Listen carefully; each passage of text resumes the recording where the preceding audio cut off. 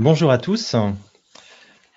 Je me présente, Olivier Witschger, je suis responsable du laboratoire de métrologie des aérosols à l'INRS. Et donc, c'est moi qui vous accueille là aujourd'hui pour ce webinaire dédié aux nanomatériaux manufacturés avec deux volets. Un volet exposition professionnelle et un volet fait sur la santé. Et donc, je rappelle qu'il y aura un deuxième webinaire, mais ça vous sera annoncé également en fin de session, organisé le 11 décembre. Donc aujourd'hui, pendant une heure, en fait, on va discuter de deux points, l'exposition des effets potentiels sur la santé. Et me concernant, en fait, j'ai articulé la présentation autour de trois points. Un premier point concernant la définition, les applications, les scénarios d'exposition. Et un deuxième point concernant le mesurage des expositions professionnelles. Et enfin, comme on a reçu un certain nombre de questions, en fait, j'ai choisi de traiter une des questions qui est revenue plusieurs fois sur le caractère opérationnel de la réalisation d'une campagne de mesurage. Donc, je vous ferai part, en fait, de retours d'expérience sur le sujet. Donc, les expositions professionnelles. Tout d'abord, définition, application, scénario d'exposition. Donc, on ne peut pas parler de nanomatériaux manufacturés sans tout d'abord rappeler un certain nombre d'éléments de base. Donc tout d'abord nano, qui est en fait un préfixe du système international d'unités qui désigne 10-9 de l'unité de base, donc 1/1000 du mètre en ce qui nous concerne aujourd'hui. Donc vous avez ici sur cette planche illustré une échelle de taille avec différentes objets en taille relative. Et l'échelle nanométrique est spécifiée par cette gamme, enfin ce trait bleu, pardon, typiquement qui est entre environ 1 nanomètre et 100 nanomètres. Donc les particules dont on va parler plus tard ont des tailles compris sur cette plage-là. Alors pour être donné un ordre d'idée, en fait, on est ici 2 à 3 ordres de grandeur en dessous, par exemple, du diamètre d'un cheveu. Donc, on est vraiment sur des objets qu'on va dénommer nano-objets qui sont invisibles à l'œil nu. Par ailleurs, quand on parle de nanomatériaux, il faut obligatoirement qu'on parle avant de nanoparticules. En fait, des nanoparticules, il y en a partout dans l'air que nous respirons. Elles ont diverses origines. Elles ont une origine naturelle tout d'abord. Donc pour ceux d'entre vous qui peut-être regardez ce webinaire de la côte méditerranéenne ou atlantique, peut-être que ce matin vous avez inhalé en fait des particules de taille nanométrique issues des embruns s'il y a du vent près de chez vous. Par ailleurs, c'est d'origine naturelle, ça peut également venir par exemple des fumées volcaniques, etc. Donc toutes ces particules en fait constitue une grande part des particules de taille nanométrique que l'on a dans l'atmosphère en général. Une autre origine importante, c'est l'origine liée à l'homme. Et là, il y a également deux catégories. Une catégorie qu'on va dire non intentionnelle, qu'on dénomme par le terme de particules ultrafines ou de PUF, dont vous avez également aussi sans doute entendu parler, puisque c'est principalement ces PUF auxquels on est exposé, par exemple, dans l'environnement urbain, issus de l'émission des moteurs à combustion, par exemple. Dans l'environnement de travail, ces particules ultrafines sont générées par des procédés, certains utilisés depuis très longtemps, comme par exemple le soudage, illustré ici. Mais nous avons également, depuis quelques années déjà, un développement sur des procédés plus innovants, tels la projection thermique ou la fabrication additive, qui vont effectivement générer en grande quantité des particules à l'échelle nanométrique, dénommées particules ultrafines. Donc ces particules sont effectivement très petites et vous avez là sur votre droite une image en microscopie électronique à balayage d'un prélèvement effectué dans un nuage. Ici, il s'agissait de soudage et on observe très bien la taille de ces particules. Vous avez ici l'échelle 100 nanomètres. Donc là, on a un chapelet en fait de particules de taille typiquement inférieure à 100 nanomètres. Et la deuxième catégorie des particules, des nanoparticules d'origine humaine, ce sont les nanoparticules dites manufacturées. Alors, sur ce point-là, en fait, il existe une définition qui a été proposée par la Commission européenne il y a déjà quelques années. Cette définition est reprise notamment dans un article du Code de l'environnement. En France, en fait, on utilise dans ce code le terme de substance à l'état nanoparticulaire, mais on utilisera dans cette présentation toujours le terme de nanomatériaux manufacturés. Donc, ces nanomatériaux sont constitués donc de nano-objets dont au moins une dimension sont inférieures à 100 nanomètres. Donc, on est bien sur l'échelle nanométrique que j'évoquais tout à l'heure. Donc, au moins une dimension. Pourquoi? Parce qu'en fait, ces nanoparticules peuvent avoir différentes formes. Ici, vous avez par exemple une sphère, mais une particule peut avoir la forme d'un tube ou d'une fibre, ou bien encore d'un feuillet. Par ailleurs, ces nano-objets peuvent avoir différentes structures, soit une structure pleine, poreuse, ou d'autres structures, comme par exemple cœur-coquille, c'est-à-dire que l'intérieur de la nanoparticule va être composé différemment de l'extérieur de la coquille de celle-ci, etc. Pour plein de raisons liées au procédé de fabrication principalement, ces nano-objets se retrouvent rarement sous forme libre, mais sont très souvent trouvés sous forme agrégée ou agglomérée. Et là, on utilise le terme de NOA, qui est en fait l'acronyme pour nano-objet agrégé ou aggloméré, qui est également l'acronyme utilisé en anglais. Donc typiquement, ici, vous avez à droite un nano-objet, un NOA, en fait, que l'on a obtenu, qui vient en fait ici d'une poudre. Et ce que l'on peut observer ici, c'est qu'on a une très grande diversité de la taille des nano-objets qui constituent cet agrégat. Et donc, on voit bien que la question de la taille et de la proportion en fait de particules inférieures à cette limite de 100 nanomètres est un point important. Et alors, dans la définition, elle repose également sur une détermination de ces proportions. Et finalement, un nanomatériau doit être constitué de nano-objets et la distribution, la proportion en nombre de ces nano-objets doit être supérieure à 50%, ce qui est illustré sur cette figure ici. Vous avez ici une distribution de taille des nano-objets au sein d'un certain nombre d'agrégats ou d'agglomérats. Ici, on a une proportion qui est supérieure à 50%, ici de 84%. Donc, on est dans un cas où il s'agit effectivement bien d'un nano-objet. Dans ce deuxième graphe, qui était une autre situation, on a ici trouvé une proportion de 28%. Donc là, on est dans une situation où on est inférieur à 50%. Donc, la poudre, en l'occurrence, n'était pas à considérer tombant dans la catégorie des nanomatériaux. Par ailleurs, ces nanomatériaux se présentent sous différentes formes, sous forme de poudre, sous forme de suspension colloïdale, sous forme de gel. Ils peuvent bien entendu être intégrés dans une matrice parce que ces nanomatériaux ne sont pas fabriqués juste comme ça. Ils sont utilisés pour être dans des produits, dans des objets tels une voiture par exemple, pour n'en citer qu'un. Et donc là, j'insiste sur un point également. Donc quand on observe cette fois-ci d'un peu plus loin, par exemple une poudre, ce que l'on visualise ici sur cette microphotographie, ce sont en fait les agrégats ou les agglomérats. Donc là, par exemple, on a un gros agrégat qui fait environ 5 microns, on a l'échelle ici, et puis des plus petits. Donc on voit ici qu'on a également une distribution de taille de ces agrégats ou ces agglomérats. Et quand on caractérise la granulométrie d'une poudre, dans la très grande majorité des cas, dans quasi la totalité des cas, en fait, on mesure en fait la distribution des agrégats et agglomérats et pas la distribution des particules qui constituent ces agrégats ou agglomérats. Donc je reprends ici mon exemple de tout à l'heure. Nous avions une poudre qui tombait dans la catégorie des nanomatériaux, une proportion inférieure à 100 nanomètres, supérieure à 50%. Et quand on fait la granulométrie, cette fois-ci de la poudre, par des techniques de diffraction laser, ou par exemple, ici, on obtient une autre distribution.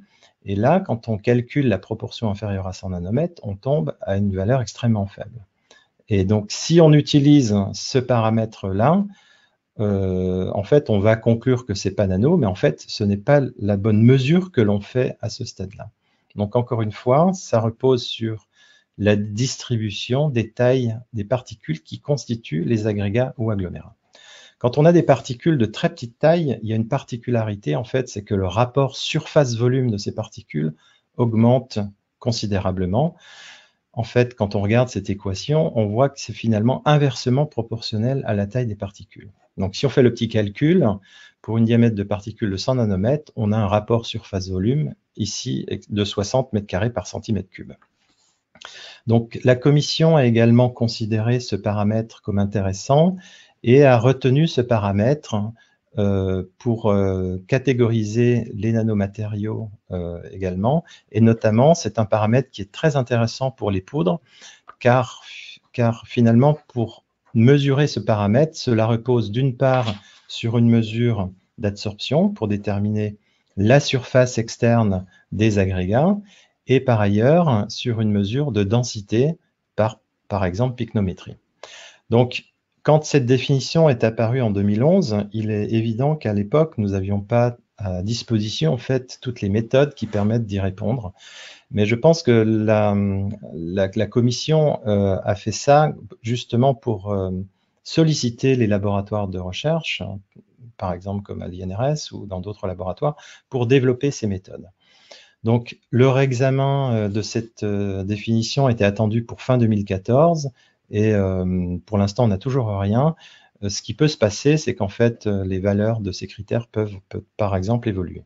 Au niveau de l'INRS, en fait, on a fait un travail assez complet sur cette approche surface spécifique en volume et on a montré que finalement, cette approche est relativement fiable pour l'identification d'un grand nombre de nanomatériaux industriels sous la forme de poudre. Et pour ceux que cela intéresse, en fait, on a un article qui va être publié dans quelques jours. Alors, ces nanoparticules, au-delà de la taille, elles ont des propriétés. Et donc, ces propriétés, elles intéressent beaucoup un très grand nombre de secteurs. Donc, vous avez illustré ici tous les secteurs industriels dans lesquels, en fait, on va retrouver ces nanomatériaux qui, je le rappelle, sont des agents chimiques. Donc, ça va de secteur agroalimentaire au textile en passant par la cosmétique ou la question des peintures, vernis et encre, par exemple. Donc, quelques exemples dans les nanomatériaux dont on entend beaucoup parler. Le dioxyde de titane, pour ses propriétés photocatalytiques, est beaucoup utilisé aujourd'hui dans les ciments, dans des enduits, dans des peintures. Donc, c'est beaucoup le secteur du BTP, en fait, qui est utilisateur de dioxyde de titane. Mais il y a également le secteur, par exemple, de la cosmétique. À l'argent, c'est principalement pour ses propriétés antibactériennes. Donc là, dans les secteurs de la santé ou du textile. Les nanotubes de carbone, donc pour leur résistance mécanique ou autre, qui composent dès à présent un très grand nombre de matériaux dits haute performance, donc sur des applications aéronautiques ou équipements sportifs automobiles. Et la silice amorphe, principalement pour son caractère anti-agglomérant, qui est utilisé beaucoup dans le domaine agroalimentaire. Alors, concernant, si on veut avoir des éléments un petit peu concernant l'exposition, ce qu'il est intéressant d'aller regarder, c'est en fait des éléments issus de la déclaration obligatoire des nanomatériaux en France. Je rappelle que c'est une déclaration qui existe depuis le 1er janvier 2013. C'est une obligation pour les fabricants, les importateurs et les distributeurs de déclarer leurs substances dès lors qu'ils fabriquent, importent ou distribuent une quantité au-delà de 100 grammes par an et par substance. Tous ces éléments d'information se retrouvent dans une base de données qui s'appelle R-Nano. Et donc, certains de ces éléments sont publiés chaque année. Et si l'on regarde en fait le bilan de ces publications, on s'aperçoit que depuis quelques années, c'est environ plus de 400 000 tonnes de produits ou importés qui sont déclarés. Une grande part de cette quantité, en fait, est liée à la production, environ 70%. Dans les nanomatériaux majoritaires, on trouve le noir de carbone, les silices, les carbonates de calcium, les titanes et les alumines. Je dis bien les parce qu'en fait, il existe différents dioxydes de titane, différents carbonates de calcium, etc. On s'aperçoit également qu'on a quand même un grand nombre d'entités françaises qui déclarent. Seuls 2% sont finalement des producteurs. Et ce qui est intéressant également, c'est de voir que dans les déclarations, finalement, un tiers d'entre elles concernent des quantités relativement faibles, ici par exemple inférieures à 100 kg. Donc ça signifie que ces agents chimiques en fait diffusent déjà beaucoup dans les entreprises, notamment en France. Concernant les scénarios, eh bien en fait, il existe de multiples scénarios d'exposition professionnelle et je veux dire, comme tout agent chimique, en fait, l'exposition va être différente en fonction de l'étape où on se situe dans le cycle de vie. Donc au niveau, par exemple, recherche et développement, pour lequel aujourd'hui il y a une grosse activité dans les laboratoires de recherche, qu'ils soient publics ou privés. On a en fait beaucoup de manipulations de petites quantités sur des opérations, par exemple de pesée ou etc., liées à la caractérisation, à la synthèse. Au niveau de la fabrication, on en fabrique, on l'a vu juste avant, quand même des quantités très importantes. Donc toutes les activités liées à la manipulation de ces poudres sont importantes, etc. Si on regarde, oh pardon, excusez-moi, je vais un peu plus vite. Donc quelques exemples: manipulation de poudre, donc les opérations de transvasement, de pesée, de mélange, manipulation de suspension colloïdale également. Dès lors qu'on va fabriquer des gouttelettes, on va engendrer une exposition potentielle. Ces objets sont incorporés dans des matrices, dans des composites. Donc là, toutes les opérations d'usinage également peuvent être suspectées de produire une exposition spécifique. Et ensuite, on a toutes les opérations liées plutôt à la production, donc au niveau des opérations dans des réacteurs, les opérations de conditionnement ou de déconditionnement, quand on va remplir un sac ou un big bag, quand on va l'ouvrir, etc. La question du nettoyage des équipements et des locaux, la question de l'entretien et de maintenance des locaux, bien entendu la gestion des déchets. J'évoquais le cas du sac ou de big bag. Celui-ci va ensuite partir dans une voie de gestion des déchets, et c'est vrai que, par exemple, toute la poudre à l'intérieur d'un sac peut également se remettre en suspension dès lors que ce sac va être manipulé avant mise en déchet, par exemple. Donc ça, c'est en cas de fonctionnement normal, mais on a également le cas des fonctionnements dégradés des installations qui peuvent également être à l'origine d'expositions spécifiques. Donc, de manière assez classique, je dirais comme pour les agents chimiques courants, de nombreux paramètres, bien entendu, influent sur le niveau d'exposition, des paramètres relatifs aux procédés, bien entendu, aux matériaux, aux quantités. Matériaux, c'est par exemple sa capacité à être plus ou moins pulvérulent. La durée et la fréquence est bien entendu liée également au fait que les salariés sont protégés ou pas. Alors, concernant maintenant le mesurage des expositions professionnelles, je rappelle tout d'abord que l'exposition peut être définie comme l'intensité d'un danger au niveau d'une zone de contact entre l'individu et son environnement, et que classiquement, on va mesurer l'exposition par le biais d'une mesure de concentration correspondant à différentes fractions relatives aux effets sur la santé, qu'on dénomme fraction inhalable-thoracique et alvéolaire. Cette exposition est exprimée en milligrammes par mètre cube. Cette mesure se fait principalement au niveau de la zone respiratoire par le biais d'un prélèvement d'aérosols individuels et pendant la durée de travail.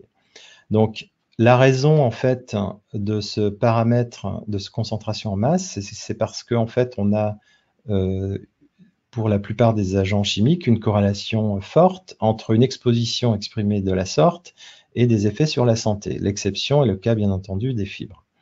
Donc, l'ensemble aujourd'hui des préconisations en matière de prévention, que ce soit par exemple la définition des valeurs limites, repose sur ce paradigme de masse et de composition chimique.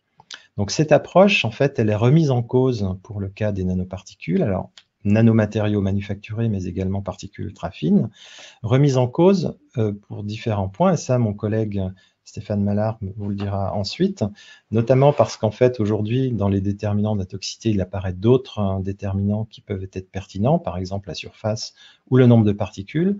On s'intéresse également à la question de la granulométrie, tout ça étant lié à la manière dont les particules se déposent dans l'arbre respiratoire, etc.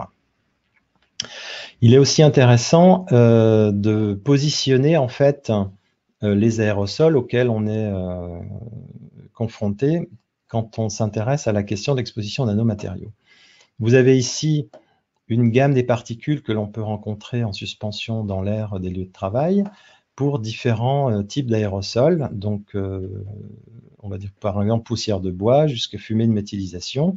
Vous avez exprimé ici la taille des particules en micromètres Et le code couleur ici identifie le caractère plus ou moins concentré de l'aérosol. Donc typiquement dans l'aérosol urbain, on dit qu'on a en fait un aérosol trimodal avec une population centrée à environ 30-40 nanomètres, une deuxième population centrée environ à 200-300 nanomètres, une troisième population micronique. Donc concernant les nanomatériaux, en fait, principalement, on rentre dans ces deux catégories. D'une part, la manipulation de poudre, où là, en fait, on voit on peut avoir des aérosols qui couvrent plusieurs ordres de grandeur. Et concernant les opérations mécaniques, également, tout ça s'étend de quelques dizaines de nanomètres jusqu'à plusieurs micromètres. Par ailleurs, les niveaux de concentration peuvent être très variables, que ce soit en masse ou en nombre, et couvrent également plusieurs ordres de grandeur, ce qui fait dire que finalement, on ne peut pas utiliser un seul instrument pour mesurer tous ces paramètres-là. Donc en termes de démarche, en fait, on a à l'INRS développé une démarche et on a souhaité travailler dans une approche harmonisée avec d'autres partenaires. Donc ces préconisations qui ont été publiées en 2012 dans la ND 2355 sont des préconisations en fait qui ont depuis été reprises au niveau international, notamment européen. Donc, de manière simplifiée, elles sont représentées ici sur cette figure où on a plusieurs étapes. Et donc, une démarche, je veux dire, assez classique très similaire à la question de l'évaluation d'exposition aux agents chimiques. Une première étape importante de repérage et d'évaluation initiale. Donc, l'objectif, c'est de répondre à la question peut-on exclure la présence de nanomatériaux ou peut-on exclure une exposition potentielle? Donc ça passe par une recherche d'informations qui peut être parfois laborieuse parce que, vous le savez, dans les fiches de données de sécurité, par exemple, il y a peu d'éléments, voire quasiment pas d'éléments pouvant répondre à la question « s'agit-il de nanomatériaux ?» Et donc, il y a également d'autres sources d'informations, hein, des données techniques, par exemple, qui peuvent être recueillies. Si ce n'est pas possible de répondre à sa question, dans ce cas-là, il faut obligatoirement passer par une phase de caractérisation physico-chimique, donc suivant différentes méthodes. Tout à l'heure, j'ai évoqué la méthode de la SSV, qui est une méthode fiable pour les poudres, par exemple. Donc ça répond à cette question-là. Et par la suite, en fait, on peut faire une étude en laboratoire d'émission ou de pulvérulence. Et ce type d'expérimentation, en fait, aujourd'hui, est de plus en plus développé, notamment pour le cas des nanomatériaux, parce que d'une part, ça permet de répondre à cette question-là, l'exposition potentielle, mais par ailleurs, ça produit également des données d'entrée pour des approches de type modélisation d'exposition, que je ne vais pas évoquer ici. Ensuite, en fait, si nécessaire, on passe à la campagne de mesurage in situ, qui bien entendu passe par le biais d'une visite préparatoire, qui permet en fait d'établir la stratégie de mesurage adaptée. Donc au niveau français, en fait, on a défini deux types de stratégies. Une que je vais qualifier de niveau 1, qui a plus une application dédiée aux préventeurs, aux hygiénistes, et une de niveau 2, qui va plus dans un objectif de recherche, donc qui va répondre à d'autres besoins, notamment de produire par exemple des données pour de futures études de toxicologie ou par exemple d'épidémiologie. Concernant les études d'émission de pulvérulence, juste pour vous faire part qu'en fait à l'INRS on a travaillé sur ce sujet depuis un certain nombre d'années et dans le cadre d'un projet, et ce projet en fait donne naissance à 5 normes qui vont être publiées en mars 2019. Donc, vous pourrez donc vous procurer, qui sont des normes européennes et donc qui vont devenir des normes françaises. Au niveau de la stratégie de mesurage, en fait, je rappelle, il y a ces deux niveaux, et pour chaque niveau, en fait, on a défini un certain nombre des techniques de prélèvement ou de mesure en temps réel pour mesurer d'une part la composition chimique de l'aérosol et d'autre part avoir des éléments sur les particules élémentaires. On a intégré également là-dedans des mesures plutôt classique avec de la métrologie temps réel, métrologie qui est assez intéressante puisqu'elle permet de pointer sur, par exemple, des événements furtifs ou de bien pointer sur la tâche, par exemple, qui va effectivement émettre les particules. Et concernant également l'approche de niveau 2, là, ça fait appel à d'autres techniques de mesure beaucoup plus complexes, mais qui sans doute ne vous intéressent pas aujourd'hui. Donc là également, par exemple, à l'INRS, on a aussi travaillé sur ce sujet. Et pour certains des instruments, on a produit également des normes. Donc, par exemple, là, je vous fais part d'une norme qui est disponible depuis juin 2017, qui concerne la mesure à l'aide d'instruments qui permettent de compter les particules.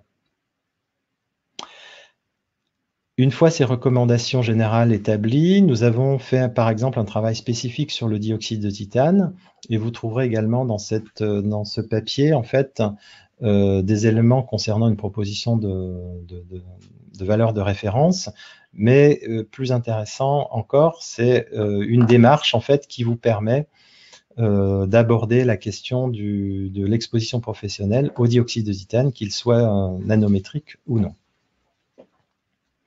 Donc en conclusion, en fait, sur ces éléments, dire que les nanomatériaux sont des agents chimiques aux compositions caractéristiques physico-chimiques très variées, qu'en raison de leurs propriétés, ils se retrouvent dans un grand nombre d'applications, que finalement toutes les étapes du cycle de vie, comme tout agent chimique, en fait, peuvent conduire à exposer les salariés, et qu'une méthodologie d'évaluation des expositions a été développée, dont la première étape est essentielle, c'est ce repérage, et donc il s'agit dans un premier temps, en fait, vraiment de dire si on est dans le cas nano ou pas, et bien entendu l'identification des opérations exposantes. Donc rapidement, pour terminer cette partie, des éléments concernant la réponse à cette question-là. Donc, je vous ai dit que je vous fais part d'un retour d'expérience. Il s'agit ici d'une entreprise utilisatrice de 2 poudres et de regarder l'exposition par inhalation autour d'une trémie de remplissage. Donc, nous avons mis en œuvre la stratégie de l'AND 2355. À la question « La présence de nanomatériaux peut-elle être exclue ?» nous avons répondu non, parce que nous sommes allés faire une caractérisation et nous avons déterminé que la surface spécifique en volume, par exemple, était supérieure aux 60 m² par gramme.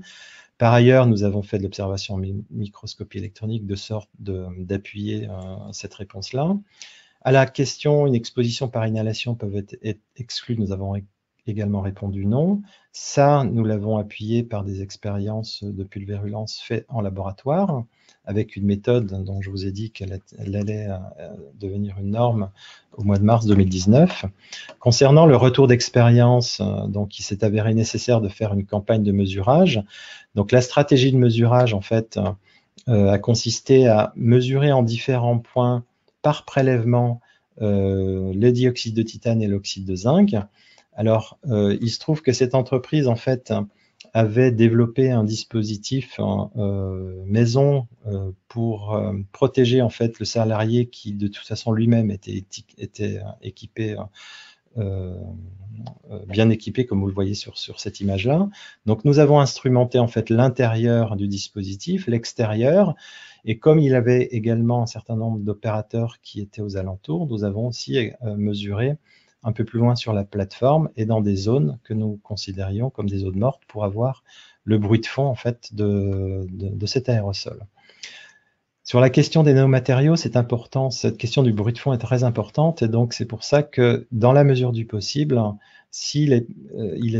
nous recommandons en fait de pouvoir faire une mesure sans activité. Donc là, il se trouve que sans activité, ça ne pouvait être que la nuit, donc nous avons donc fait des prélèvements la nuit. Donc, quelques photos pour illustrer. Vous voyez des équipements relativement conventionnels à l'intérieur, positionnés à l'extérieur, ici, un petit peu plus loin sur la plateforme. Et voici les résultats ici qui sont représentés en concentration pondérée sur 8 heures. Ceci pour pouvoir les comparer directement en fait aux valeurs recommandées, qui sont aujourd'hui pas des valeurs limites. Hein. Donc, en noir et en orange, vous avez les valeurs des concentrations mesurées durant la nuit, sans activité, bien entendu, concernant le titane et l'oxyde de zinc, et en bleu et vert, les mesures pour le titane et l'oxyde de zinc, ici à l'intérieur du dispositif, devant le dispositif, et là l'opérateur.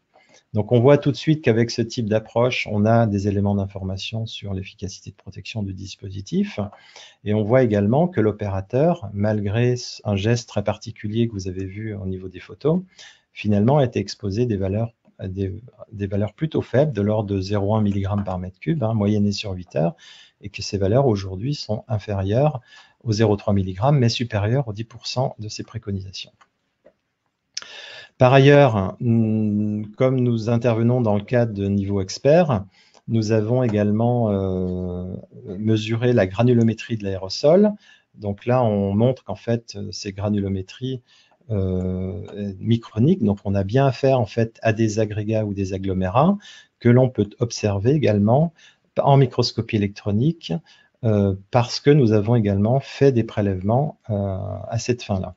Et donc là, en fait, on retrouve les agrégats que l'on peut observer dans les expériences de laboratoire lors de la phase de caractérisation.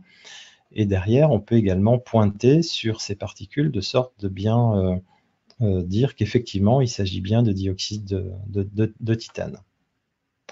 Donc, retour d'expérience utilisation poudre. Là, j'ai 2 planches pour vous donner un retour d'expérience sur un autre scénario.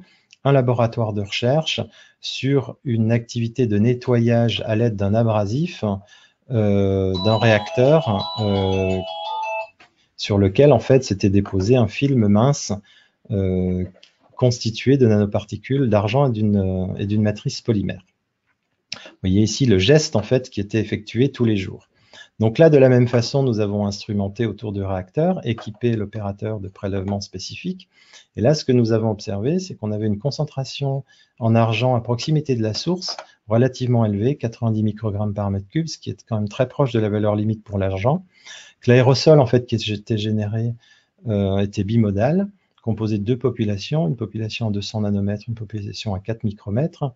Ce que j'ai oublié de vous dire, c'est qu'en fait, les nanoparticules d'argent, dans ce cas-là, faisaient toutes 10 nanomètres, elles étaient dans une matrice, que, en fait, l'opération de ponçage, à un moment de ponce, bien entendu, la surface, mais également la surface interne du réacteur. Donc, on va également émettre des particules du matériau qui constitue le réacteur, en l'occurrence c'était de l'acier inox. Donc on retrouve en fait dans les particules de l'aérosol au voisinage du réacteur des éléments tels que le fer, le nickel, le chrome, dans des particules qui ont des formes très proches l'une de l'autre.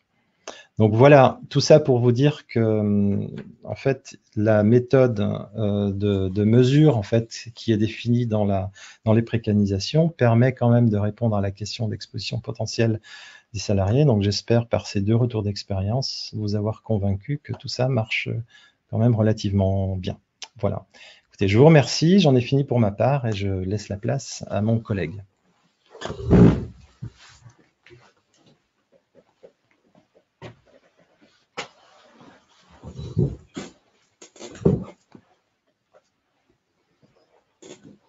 Donc merci Olivier, bonjour à toutes et tous.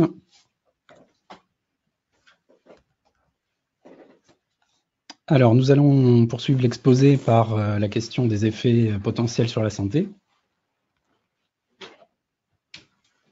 Donc je me présente, je suis le Dr Stéphane Mallard et je travaille comme conseiller médical en toxicologie professionnelle. Donc sur le centre parisien de l'INRS et sur la thématique nano depuis une dizaine d'années à peu près. Alors, quels effets chez l'homme? En guise d'introduction, on va dire un petit mot quand même de réactivité biologique. Donc, Olivier Widger vous a parlé tout à l'heure des applications industrielles et des propriétés nouvelles des nanomatériaux du fait de leur petite taille. Bien évidemment, le revers de la médaille, c'est la réactivité biologique. Donc là aussi, Olivier l'a souligné tout à l'heure, quand la taille de la particule diminue, le rapport surface sur volume augmente. Et puis, par ailleurs, la part des atomes situés en surface augmente aussi fortement quand la taille de la particule diminue. Donc, c'est illustré sur le tableau à droite de cette diapo.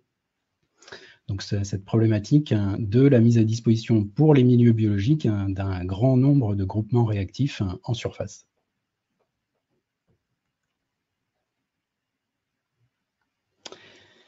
Alors, on ne peut pas parler de toxicité sans parler de voies d'exposition.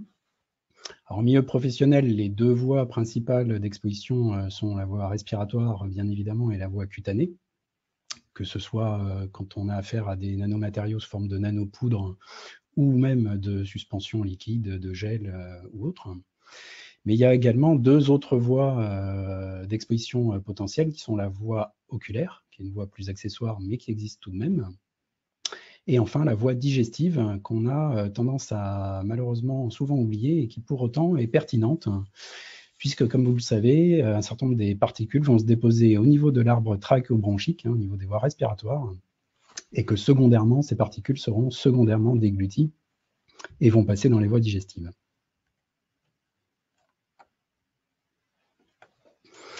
Alors, on va aborder maintenant les données disponibles dans l'espèce humaine. Alors, chez l'homme, pour l'instant, il faut bien noter que les données sont plutôt pauvres concernant les nanos manufacturés et que l'essentiel des données est issu des études sur la pollution atmosphérique ainsi que sur les particules ultra fines qui sont générées par les procédés industriels. Alors, au niveau épidémiologique, il y a un certain nombre quand même de signaux existants, en particulier sur la mortalité. Il y a plusieurs études épidémiologiques bien menées qui ont montré une association en fait entre l'exposition aux nanomatériaux et avec l'augmentation de la mortalité globale, ainsi que sur la mortalité pour cause respiratoire ou cardiovasculaire. Donc ça, ce sont des signaux d'alerte épidémiologiques. Les essais menés en conditions d'exposition contrôlée dans le cadre des particules ultrafines générées par les procédés ont montré d'autres types d'atteintes qui sont plus en rapport avec la morbidité. L'altération des fonctions pulmonaires et cardiaques, d'une part, et puis des effets inflammatoires pulmonaires, ainsi que des effets sur la coagulation sanguine. Il y a un certain nombre de paramètres de la coagulation sanguine qui bougent en cas d'exposition aux nanomatériaux. On peut citer par exemple le taux de fibrinogène ainsi que les plaquettes. Donc ces études sont quand même intéressantes, même si elles ne concernent pas spécifiquement les nanos manufacturés. Elles apportent quand même des renseignements très intéressants en termes d'organes cibles d'une part, et puis de populations susceptibles d'être fragiles par rapport à ces effets. Alors aujourd'hui, c'est vrai que les données épidémiologiques sur les nanos manufacturés sont extrêmement spartiates. Malgré tout, on voit aujourd'hui de plus en plus de publications sur ces questions-là, et en particulier sur les marqueurs d'effets précoces. Donc, il y a un certain nombre de marqueurs d'effets qu'on peut mesurer dans différentes matrices biologiques, le sang, l'urine ou l'air exhalé, tels que des médiateurs de l'inflammation ou des marqueurs de stress oxydant, donc qui peuvent toucher l'oxydation de l'ADN, des protéines cellulaires ou des membranes cellulaires. Et ces marqueurs sont associés dans un certain nombre d'études à l'exposition aux nanomatériaux manufacturés. Alors, ce sont des données aujourd'hui qu'il faut prendre avec une relative précaution. Les études aujourd'hui ont un niveau de preuve limité. Ce sont des études, pour la plupart, qui sont des études transversales. Et aujourd'hui, on ne dispose pas d'études de cohorte prospective qui apporteraient des données beaucoup plus intéressantes en termes d'effets sanitaires. Donc voilà pour les données dans l'espèce humaine. Maintenant, on a beaucoup plus de données à notre disposition au niveau expérimental, et c'est ce que je vais vous développer maintenant. Donc on va parler dans un premier temps de toxicocinétique. Le premier aspect à développer, c'est la déposition des particules inhalées dans les voies respiratoires. Donc ces particules, elles vont se déposer différemment en fonction de leur taille et puis en fonction de leur comportement dans l'air, dans l'atmosphère ambiante. Alors les forces qui s'exercent sur ces particules, elles sont variables en fonction de la taille de la particule. Les phénomènes de sédimentation vont être prépondérants pour des particules de grande taille, et ce sont des phénomènes de diffusion brownienne qui vont par la suite, quand la taille de la particule diminue, prendre une plus grande part. Alors il existe aujourd'hui, et depuis déjà de nombreuses années, un modèle théorique de déposition des particules dans les voies respiratoires en fonction de la taille. Donc il s'agit bien d'un modèle théorique, mais qui a pu être vérifié expérimentalement. Et il y a une certaine cohérence entre les données expérimentales et ce modèle théorique de déposition. Donc ce modèle, c'est le modèle de la Commission internationale de protection radiologique, donc, qui date des années 90, et sur lequel on peut retrouver des éléments assez intéressants. D'une part, sur la courbe noire, ici en haut, vous voyez que quand on rentre dans la gamme nano, entre 100 nanomètres et 1 nanomètre, eh bien la part des particules déposées dans l'arbre respiratoire augmente de façon très très importante. Et quand on s'intéresse d'autre part à la déposition régionale dans les différents compartiments de l'arbre respiratoire, là aussi, il faut noter qu'il y a une part très importante de particules, ici c'est la courbe violette, une part importante des particules qui se déposent au niveau du poumon profond, au niveau de la région alvéolaire. Pour autant, les trois compartiments, que ce soit la région extrathoracique, trachéo-bronchique ou alvéolaire, les trois compartiments font l'objet d'une déposition dans la gamme nano.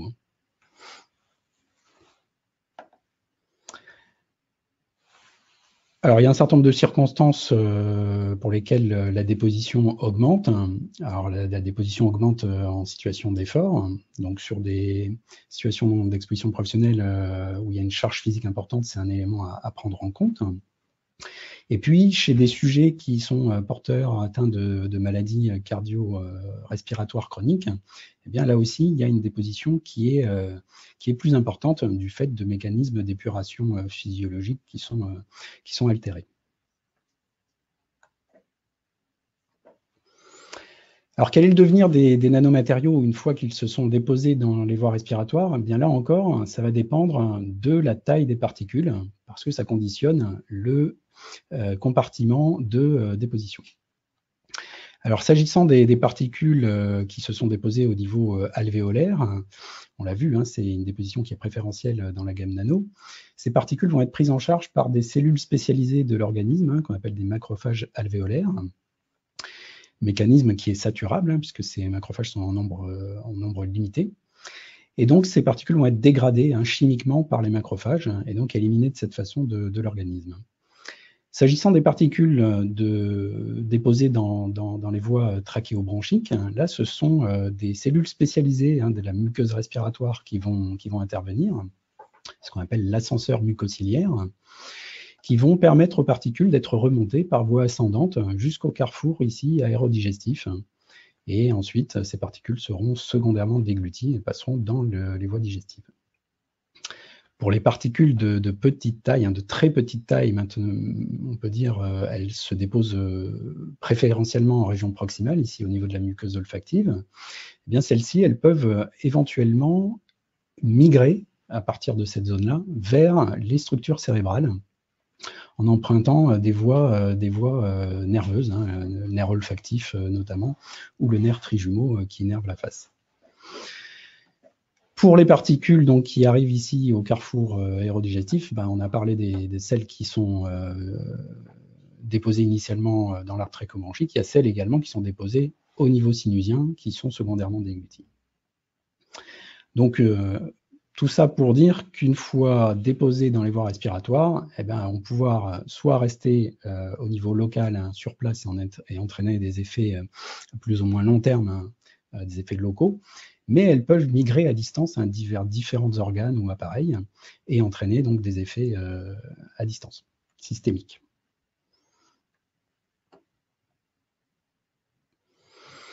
Alors maintenant, quand on aborde la problématique des effets, cette fois-ci, on n'est plus dans la toxicocinétique.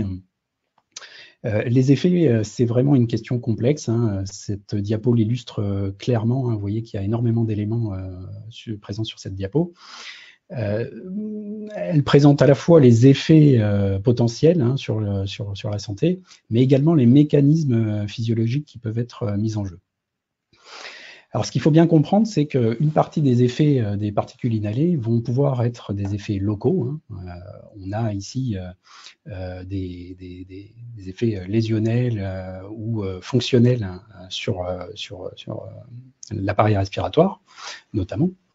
Mais on peut également avoir migration des particules à distance, alors par voie neuronale, on l'a signalé tout à l'heure, ou par voie circulatoire au niveau sanguin ou lymphatique, vers divers organes. Et donc, des effets potentiels peuvent survenir à plus ou moins long terme au niveau de ces différents organes. Alors, par voie neuronale, on a des effets sur le système nerveux autonome qui peuvent être envisagés. Et cette atteinte du système nerveux autonome peut avoir un impact également sur la fonction cardiaque, sur le rythme cardiaque. On a parlé tout à l'heure, quand on a abordé la question des effets de la pollution atmosphérique, des effets sur le fibrinogène, donc il y a un paramètre de la coagulation sanguine. Eh bien, si le taux de fibrinogène augmente, ou si on a des lésions de l'endothélium, de la paroi des vaisseaux, eh bien, on peut avoir aussi des phénomènes de thrombose, du rétrécissement du calibre des artères, et éventuellement des effets de type infarctus du myocarde, éventuellement. Donc là, on a bien détaillé ce qui concerne la voie respiratoire. Autre voie très importante en milieu de travail, la voie cutanée. Évidemment, il y a tout un tas de situations professionnelles au cours desquelles le salarié va être exposé directement avec ces nanomatériaux. Et donc, la question qu'il faut trancher, c'est y a-t-il ou pas pénétration des nanomatériaux à travers la peau? Alors, c'est une question qui a été qui a fait l'objet d'un nombre important de publications, mais dans un champ relativement réduit. Ça concerne un nombre restreint de nanomatériaux. Les plus documentés sont le dioxyde de titane et l'oxyde de zinc, du fait de leur utilisation dans le secteur cosmétique. Alors, la plus grande part des données disponibles aujourd'hui sur ces matériaux-là sont plutôt rassurantes en ce qui concerne la pénétration potentielle à travers une peau saine. Les données sont plutôt en faveur d'une absence de pénétration dans les couches profondes de l'épiderme et dans le derme, mais plutôt en faveur d'une pénétration très limitée au niveau des couches superficielles de l'épiderme et au niveau des follicules pileux.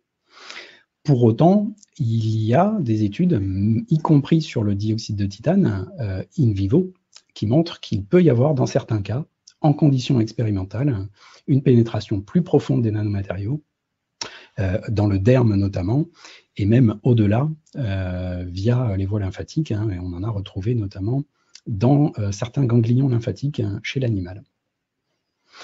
Alors, cette question de la pénétration des nanomatériaux à travers la peau, c'est une question complexe, de très nombreux paramètres liés à la particule ou à l'individu peuvent influencer la pénétration des nanomatériaux.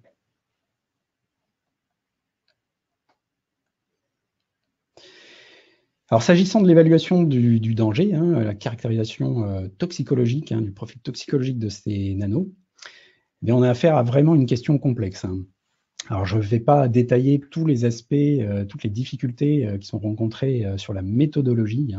Les tests employés ne sont pas toujours pertinents d'emblée dans le cadre de l'exploration des effets sur les nanos, et certains nécessitent des adaptations. Je développerai uniquement la question des déterminants des effets biologiques.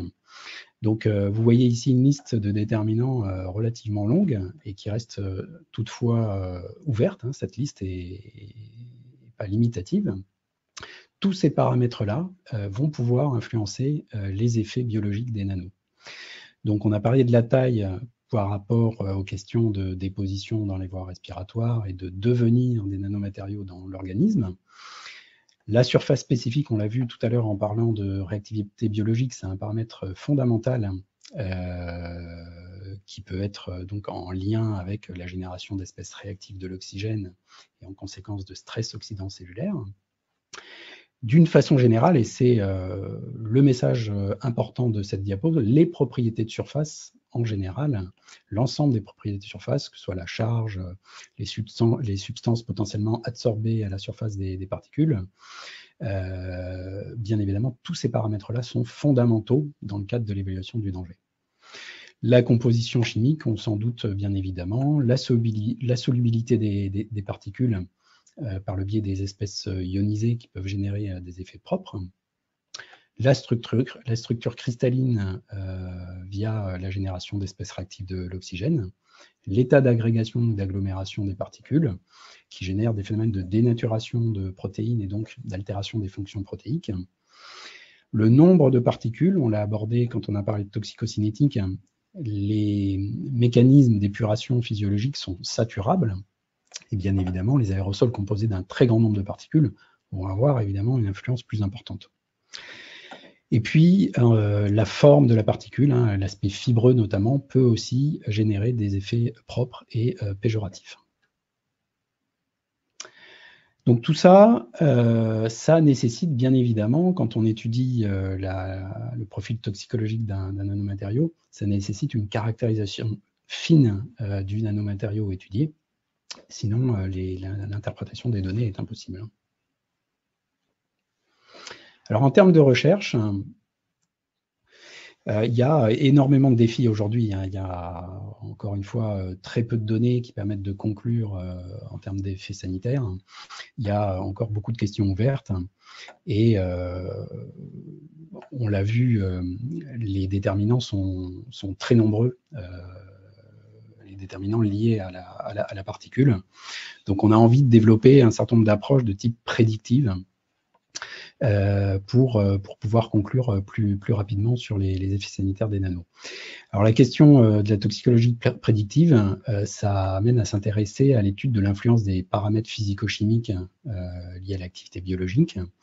Donc ça, l'INRS est particulièrement impliquée sur cette question-là. Elle participe notamment à un projet de recherche européen qui s'appelle Smart Nanotox, qui vise donc à évaluer cette influence des différents paramètres physico-chimiques des particules sur la toxicité. La capacité oxydante est-elle prédictive d'une réponse biologique in vivo? C'est aussi une question qui est fondamentale et qui est nécessaire d'investiguer.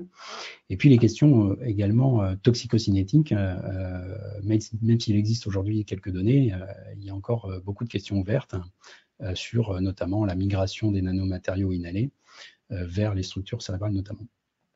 Donc là encore, l'INRS a travaillé sur ces sujets-là, notamment sur la migration vers les structures cérébrales des particules d'aluminium nanométriques. Bon, il y a encore beaucoup de travaux à mener sur ce thème. Et enfin, la question de la spécificité nano. Hein, la spécificité, est-ce qu'il existe réellement un effet nano? Eh bien, c'est des questions qu'il faudra évaluer en comparant les effets de particules nanométriques à des effets de particules micrométriques de même composition chimique et de structure identique. Alors, en conclusion, donc sur la partie effet sur la santé, donc le message à retenir, c'est qu'aujourd'hui, au vu des données existantes, les nanomatériaux doivent être considérés comme des agents chimiques dangereux. Et tout ça, c'est issu de l'ensemble des données existantes sur la réactivité biologique, les données toxicocinétiques qu'on a largement détaillées, les mécanismes impliqués de stress oxydant cellulaire notamment, et puis des données existantes au niveau épidémiologique des organes cibles, que sont l'appareil respiratoire et cardiovasculaire. Alors, lors de votre inscription, vous nous avez fait parvenir un certain nombre de questions.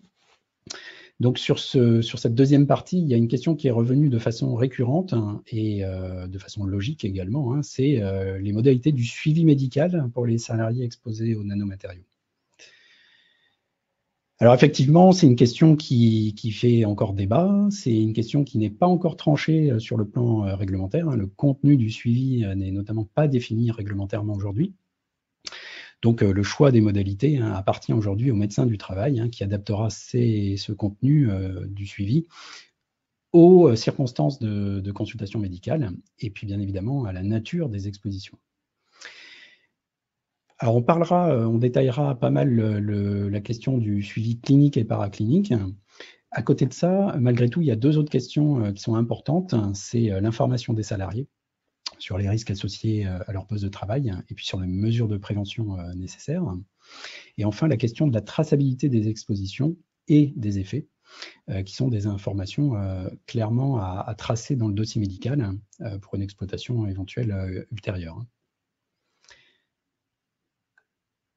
Alors, concernant le suivi clinique et paraclinique, aujourd'hui, c'est une question qui fait pas l'objet d'un consensus. Tout le monde est d'accord pour mettre en place un suivi des salariés exposés au nano, mais on ne sait pas sous quelle modalité. Alors, il y a plusieurs approches. Alors, l'approche clinique, d'une part, il faudra porter une attention particulière aux salariés qui vont intervenir sur des phases critiques, des phases particulièrement exposantes, comme peuvent être le conditionnement de formes pulvérulentes, par exemple. Donc, ces phases critiques doivent être réellement bien identifiées. Autre point particulier, les sujets qui sont atteints de pathologies préexistantes au niveau cardiovasculaire ou respiratoire. On l'a vu tout à l'heure en détaillant les données épidémiologiques, ce sont des sujets fragilisés. Donc, il faudra avoir une attention particulière vis-à-vis de ces salariés.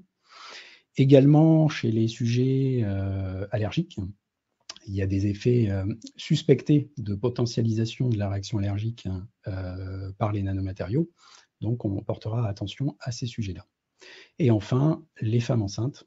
Il y a des données toxicocinétiques notamment, et puis quelques données expérimentales chez l'animal sur les effets des nanomatériaux en cas d'exposition in utero, qui laisse penser qu'il faut avoir une approche de précaution par rapport à ces sujets-là particuliers. Alors, il existe, concernant le suivi paraclinique, diverses approches possibles.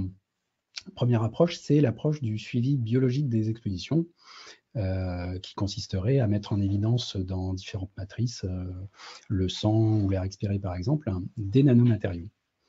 Alors ça serait vraiment très intéressant, c'est déjà très intéressant en toxicologie conventionnelle, ça pourrait l'être également en nanotoxicologie, parce que c'est le reflet vraiment de l'exposition réelle des salariés, ça intègre l'ensemble des voies d'exposition, qu'elles soient respiratoires, cutanées ou digestives.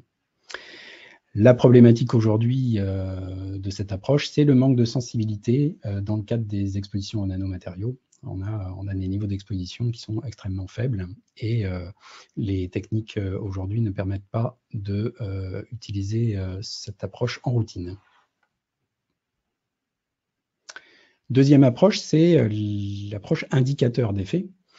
Il y a tout un tas d'indicateurs d'effets potentiels qu'on pourrait utiliser en routine.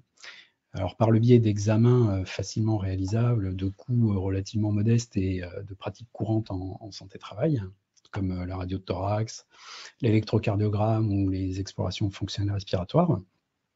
La problématique de la réalisation de ces examens, c'est leur interprétation au niveau individuel. Aujourd'hui, on n'a pas de validation de ces indicateurs au niveau individuel dans le cadre d'exposition aux nanomatériaux. Donc, les indications de ces examens sont relativement restreintes et elles doivent aujourd'hui plutôt être réservées au bilan de référence à l'embauche. Également pour la détermination de l'aptitude à certains postes nécessitant notamment le port d'équipements de protection contraignants ou à charge physique importante, et également dans le cadre de suivi longitudinal de paramètres de santé individuels chez des sujets porteurs de maladies respiratoires notamment, ou cardiovasculaires. Dernière approche, en termes d'indicateurs d'effet, on a d'autres types d'indicateurs plus modernes, on va dire, que sont la variabilité de la fréquence cardiaque, les marqueurs d'effets précoces, que peuvent être notamment les marqueurs de stress oxydant ou les cytokines pro-inflammatoires, et enfin des paramètres de la coagulation sanguine, les mesurages de taux de fibrinogène dans le sang, qui ne sont pas une approche moderne en soi, mais qui ne sont pas mises en œuvre classiquement dans le cadre des expositions aux nanomatériaux. Alors réellement, ces marqueurs d'effets précoces sont intéressants puisqu'ils sont, comme leur nom l'indique, des marqueurs d'effets précoces. Donc on intervient en termes de dépistage à un stade préclinique, ce qui est particulièrement intéressant. Et d'autre part, un certain nombre d'indicateurs sont dosables dans des matrices dont le recueil est non invasif, notamment dans le cadre des condensats d'air exhalé. On peut mesurer notamment des marqueurs de stress oxydant ou des cytokines pro-inflammatoires dans des condensats d'air exhalé. Donc ces approches-là sont aujourd'hui réservées à la recherche, qu'elle soit expérimentale ou dans un cadre épidémiologique.